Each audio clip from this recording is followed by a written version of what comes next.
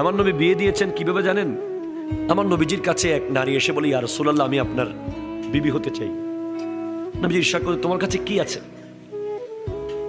নবীজি ঈর্ষা করতেন, না আমার তো দরকার নাই। তখন এক সাহাবা এসে বলে, ইয়া রাসূলুল্লাহ, আপনি যে অনুমতি দেন তাকে আমি শাদী করবো। তখন নবী বলছেন, ঠিক আছে, তোমার কাছে কি আছে? বলে, ইয়া রাসূলুল্লাহ, আমার কাছে কিচ্ছু নেই। একটা বর্ম নাই, একটা আংটি নাই। বলে, তুমি কোরআন শরীফের কোন সূরা জানো? জি ইয়া রাসূলুল্লাহ, আমি 2টা সূরা জানি।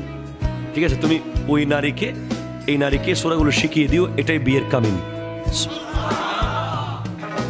কি সুন্দর ইসলাম। আজকে শুধু কাবিনের কারণে শত শত যুবক বিয়ে করতে পারছে না। জেনাকে সহজ করেছি আমরা, বিয়েকে কঠিন করে দিয়েছি। ঠিক কিনা কথা বলেন?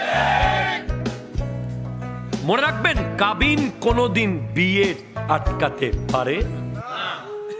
যেটা ভাঙার সেটা 1 কোটি টাকা কাবিন হলেও ভেঙে যাবে, আর যেটা থাকার সেটা 2 লাখ টাকা দিয়ে থেকে যাবে।